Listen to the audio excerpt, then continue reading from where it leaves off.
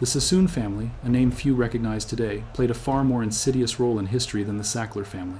While the Sacklers are infamous for their connection to OxyContin, a drug that caused a nationwide opioid crisis and earned them billions, the Sissoons operated on a much grander scale. In the 19th century, the Cissoon family built a vast opium empire that not only devastated China but also shaped the economy of modern India. They profited from flooding China with opium, an addictive substance that caused widespread addiction, ruined countless lives, and drained China's wealth. By the 1832nd, British India under the East India Company was producing over 1500 tons of opium annually, with the Sissoons at the helm dominating the entire trade. The family didn't just trade opium. They controlled the entire supply chain, financing poppy cultivation, running warehouses, operating ships, and influencing both British and Chinese officials. Despite the immense human toll, the family walked away with wealth and recognition. By the time their empire crumbled, the Sissoons had turned their drug money into legitimate assets, earning them respect and status in British society. And if you think this is ancient history, consider this. In the early 1800s, David Sissoon, the patriarch of the family, fled persecution in Baghdad and settled in British India. His new home, Bombay, was a bustling colonial port city with a booming trade network that was ripe for opportunity. The British East India Company had established a lucrative monopoly, controlling vast parts of India's economy, and Bombay was the center of this trade. With a network of trusted merchants from his family's past and a keen understanding of politics, David saw the perfect environment to build his empire. By the 1832nd, Bombay had grown into one of the busiest ports in the world, making it a strategic hub for trade, especially opium. The British East India Company wasn't a company in any modern sense. It was a powerful corporate entity with its own army legal system and the ability to control vast territories, including much of India. By the early 19th century, the company had solidified its dominance over India, not through diplomatic means, but by military conquest and economic manipulation. Its primary goal was to extract as much wealth as possible, and one of the most profitable avenues it pursued was the opium trade. In the 1832nd, the British East India Company transformed India into the world's largest producer of opium, a drug that would become the backbone of its economic system. India, which was already an important source of goods like cotton and tea, became a critical part of the British Empire's drug enterprise. The company cultivated vast fields of poppies, producing over 1500 tons of opium annually by the 1832nd. This opium wasn't for local use. It was specifically grown for export primarily to China, where it was sold to feed an ever-growing demand for the drug. The company controlled every aspect of the opium trade. It not only dictated the cultivation of poppies in India, but also processed the opium and managed its transportation to China. The profits from this trade were staggering, and by the 1832nd, opium accounted for nearly 14% of the revenue in British India. The British East India Company relied heavily on this income to fund its operations and expand its empire, making the trade of opium a central part of its economic model. In China, the influx of opium from India had a devastating impact. The British had created a dependency on the drug that grew exponentially. By the mid-19th century, opium addiction had spread throughout the country, severely impacting the Chinese workforce and economy. Opium addiction led to widespread social disruption, as families were torn apart and productivity in key industries, including agriculture and manufacturing, plummeted. The Chinese government, unable to stop the flood of opium due to the British East India Company's powerful influence, watched helplessly as millions of its citizens fell into addiction. This created a massive outflow of silver from China as addicts paid for the opium in precious metal, further destabilizing the Chinese economy. The economic structure of India was redefined under British rule. Instead of focusing on food production or sustainable trade, much of the land was dedicated to poppy cultivation to supply the opium trade. The agricultural economy of India became a narcotics plantation, with farmers often coerced growing poppies instead of food crops. The British East India Company's control over the entire production chain from cultivation to distribution ensured they profited at every stage, while India's economy was restructured to serve the needs of the empire. Ultimately, the legacy of the British East India Company's opium trade was felt across both India and China. India became a narcotics plantation, with vast swaths of its agricultural land dedicated to producing opium for export.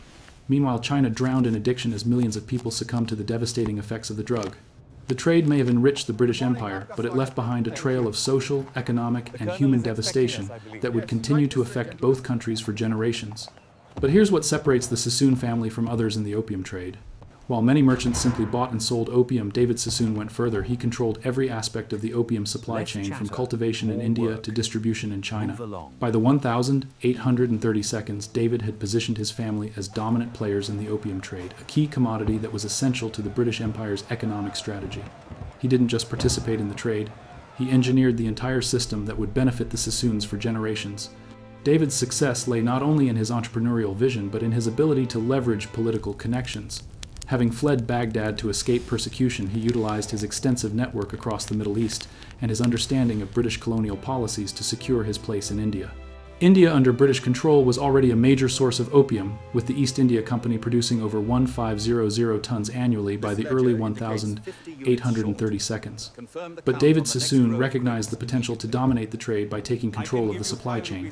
He didn't just buy opium from the East India Company, he took charge of the entire process.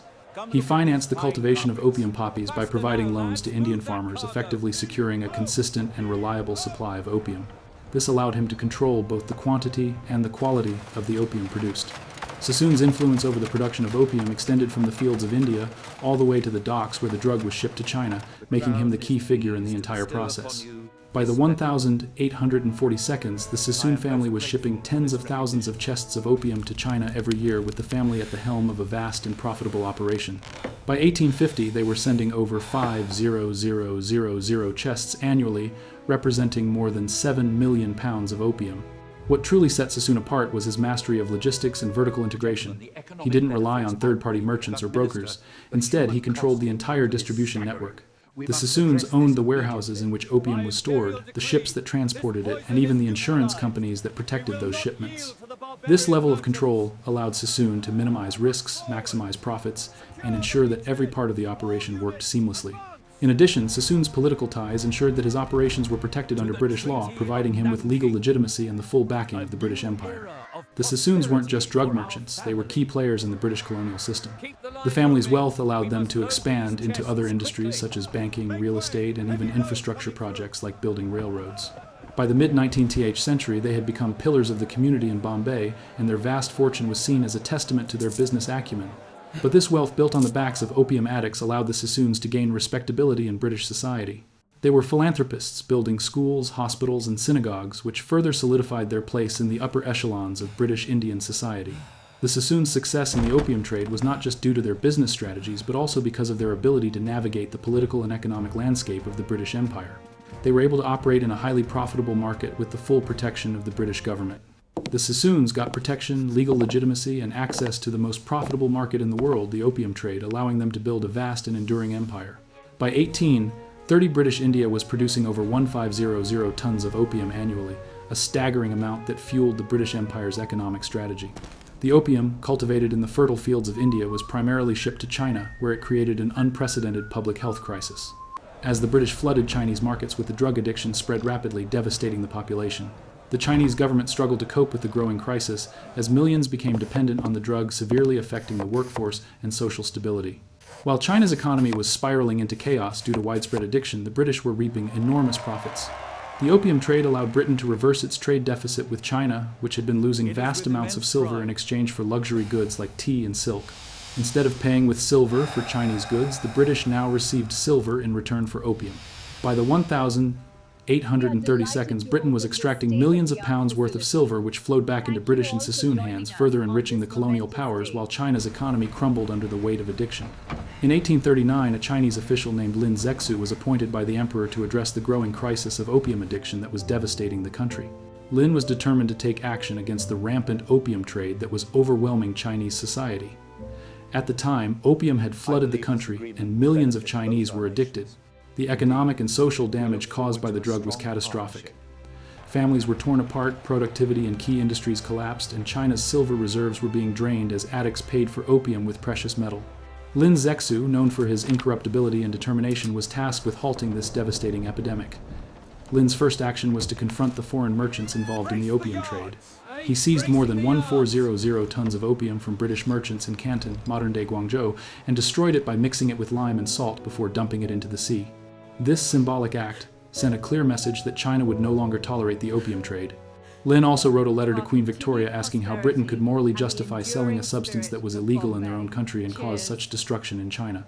The letter was respectful but blunt, pointing out the hypocrisy of the British position. He argued that opium was not only harmful but was also weakening China's economy and society.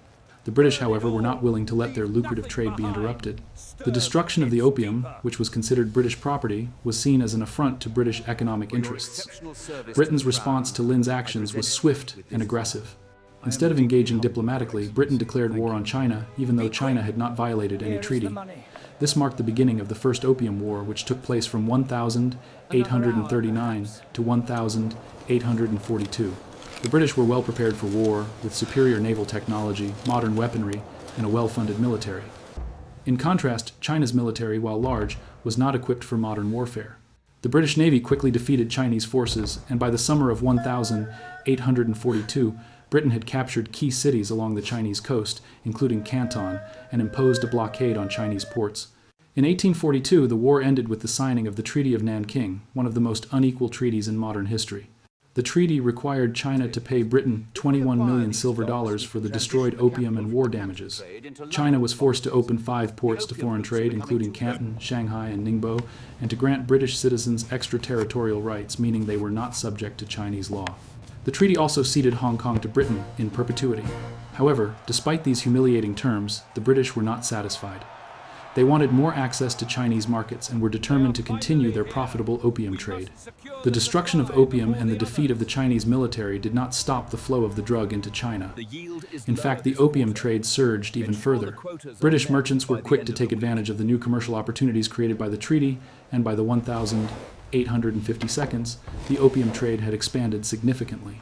The Sissoon family, which had long been involved in the opium business, saw their wealth and influence grow as the British government and the East India Company facilitated their access to the Chinese market. By 1850, the Sissoons were sending over 5,000 chests of opium annually to China, with each chest weighing 120 pounds. This meant that millions of pounds of opium were being consumed by Chinese addicts every year, further draining China's wealth and exacerbating the crisis. Despite the destruction of opium in 1839, the Chinese government was unable to halt the opium trade. In the 1852, China's efforts to crack down on the drug were met with British military force once again. This led to the Second Opium War, which lasted from 1856 to 1860. Britain, joined by France, sought to further expand their commercial interests in China and to secure more concessions. This war was even more devastating for China. The British and French forces marched inland, capturing Beijing and looting the old Summer Palace, an event that symbolized the total humiliation of China at the hands of foreign powers. The war ended with the Treaty of Tientsin in 1858, which explicitly legalized the opium trade. This treaty granted even more privileges to foreign merchants, including the right to trade in opium without restriction, and secured further concessions from the Chinese government. The opium trade was now fully integrated into the global economy, and Britain's control over the Chinese market was consolidated. The Chinese population continued to suffer as millions more were drawn into addiction, and the nation's economy and social structures were weakened even further. The Treaty of Tientsin was a turning point in the history of China's relationship with the West. The opium trade, which had been initially resisted, was now officially legalized, and the economic exploitation of China continued. The Opium Wars marked a period of intense foreign intervention in China, which would have lasting consequences for the country. The humiliation and devastation wrought by these wars laid the foundation for the decline of the Qing dynasty and the eventual rise of revolutionary movements in the early 20th century. But it gets worse because China doesn't accept this. Despite the immense power and influence of the British Empire, China continued to fight against the opium trade, and its government, under the leadership of officials like Lin Zexu, tried to halt the flood of opium into the country. However, British military superiority during the Opium Wars forced China to yield, leading to the signing of unequal treaties that allowed the opium trade to continue. This was a significant turning point for the Sissoon family, whose wealth had been built on the profits from this trade. While they faced resistance from China, they capitalized on their position by shifting their focus to more legitimate, Western-recognized industries. By the mid-19th century, as the opium trade became further entrenched in global commerce, the Sissoons began diversifying their holdings. Instead of solely relying on opium, they expanded into real estate, banking, and infrastructure development. They invested heavily in the construction of railways, the development of new ports, and the establishment of banks to finance both their own enterprises and the British colonial efforts in India and China. These investments not only increased their wealth, but also helped to launder the money made from the opium trade. The Sissoon family used their vast fortune to build a respectable image within both the British colonial community and Indian society. They became well-known philanthropists funding hospitals, schools, and synagogues, which earned them admiration and respect. In Bombay, their name became synonymous with charitable giving and progress, even as the origins of their wealth remained rooted in the destruction of millions of lives through opium addiction.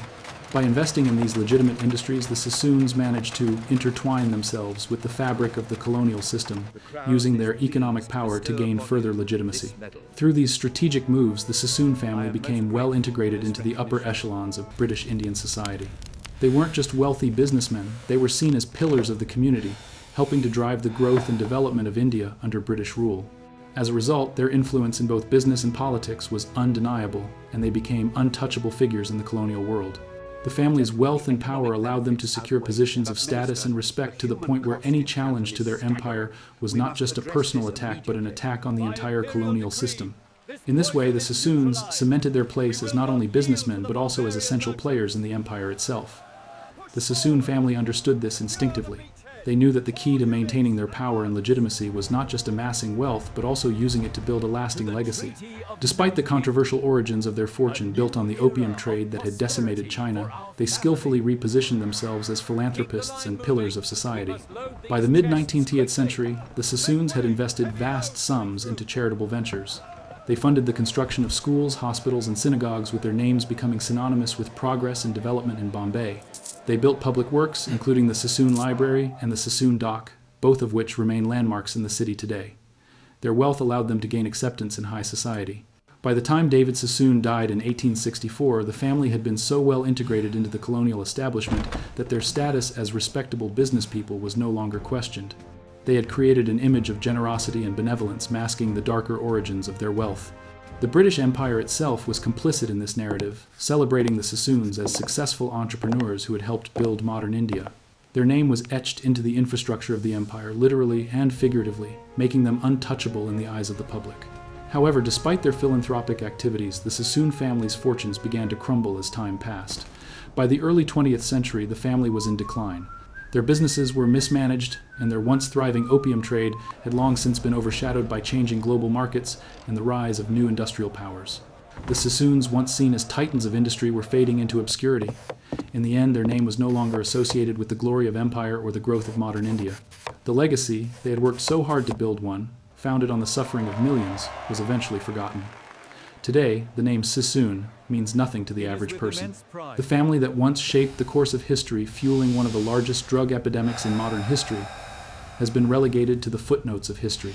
Their vast wealth and influence are little more than a distant memory, overshadowed by the horrors they helped create. While their buildings still stand, the Sissoons have long since vanished from public consciousness, their name erased from popular memory. Drug empires are always temporary. The history of opium and other narcotic trade empires teaches us a painful but undeniable truth. Such wealth built on the exploitation of human suffering can never endure forever. These empires, whether it be the British East India Company, the Sissoon family, or the Sacklers, may rise to immense heights, but they inevitably fall. This is not merely the result of market forces or political shifts. It is the consequence of a moral reckoning that comes when enough people wake up to the cost of such wealth. The story of the Sissoon family serves as one of the most powerful examples of how such an empire can rise. David Sissoon and his descendants were able to amass vast wealth by taking control of the opium trade between India and China. By the 1832, British India was producing over 1,500 tons of opium annually, the majority of which was destined for China. This trade was not just profitable, it was the backbone of the British Empire's economic engine, fueling its dominance across the globe. The Sissoon family didn't simply trade opium, they controlled the entire supply chain. From financing poppy cultivation in India to owning the ships that carried the drug to China, they were the gatekeepers of the trade. By 1850, the family was sending more than 5,000 chests of opium to China annually, equaling over 7 million pounds of the drug and reaping enormous profits in return. However, as their wealth grew, so did the awareness of the human cost of their success. The Chinese population was being ravaged by addiction, with millions falling victim to the drug that Sissoon and other British merchants were so ruthlessly selling. The economic consequences for China were equally devastating. As opium flooded the country, China's labor force became addicted, crippling its productivity and causing a mass drain of silver as addicts paid for the drug in precious metal.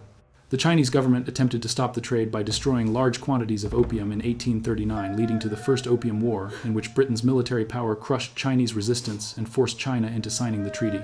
of Nanking in 1842. The treaty opened key ports to foreign trade and ceded Hong Kong to Britain, ensuring that the opium trade would continue unabated. But the success of the Opium Empire was short-lived. The Sissoon family, like many before them, saw their wealth built on the addiction of millions. While their operations were growing in wealth and influence, they knew that their fortune had to be legitimized in order to endure. And so they embarked on a brilliant but dark strategy to shift their image from drug dealers to benefactors. They invested heavily in infrastructure, real estate, banking, and other industries that were seen as legitimate.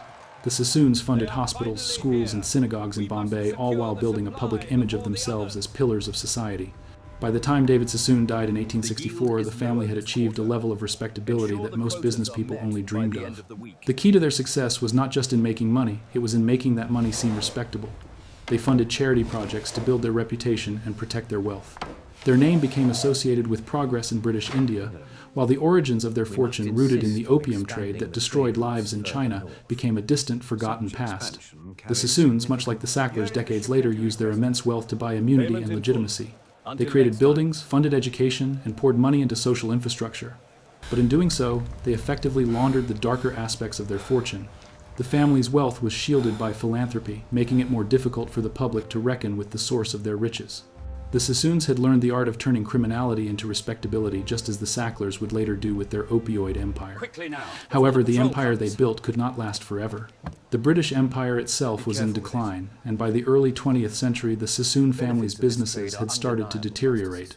Their wealth, once a symbol of their power and influence, began to dissipate as new economic systems emerged, and the global demand for opium waned.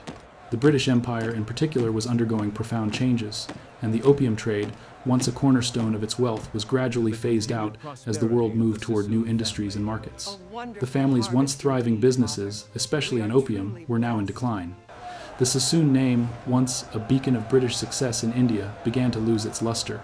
By the 20th century, the Sissoon family had become a shadow of their former selves. The opium trade, once their chief source of wealth, was gone, and with it their power.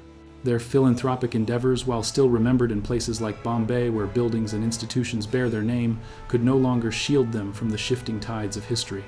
The family had built a legacy, but it was one built on exploitation. The Sissoons had made their fortune off of addiction, and eventually the world would begin to reckon with that fact. The lesson from the Sissoon family, as well as the larger story of drug empires, is that they are always temporary. They are built on a foundation of exploitation and suffering, and that foundation is bound to crumble over time. The people who benefit from these empires may enjoy wealth and influence for a time, but their legacy is always marred by the damage they caused. The Sacklers, like the Sissoons, may have been able to create a public image of philanthropy, but their wealth will always be tainted by the lives destroyed through the sale of addictive substances. The key takeaway is that such empires are ultimately unsustainable. The wealth they generate may be vast, but it is built on the backs of the vulnerable. The suffering caused by the drugs they peddle eventually catches up with them, whether in the form of public outrage, legal repercussions, or the gradual erosion of the social legitimacy they once enjoyed. In the end, these families may be rich, but they will be remembered for the bodies they left behind rather than the monuments they built in their own image. By then, you're dead, your family is rich, and the buildings with your name become monuments to generosity instead of memorials to the bodies you left behind. The Sissoon family, much like the Sacklers, may have built structures that still stand today, but the true cost of their wealth can never be erased.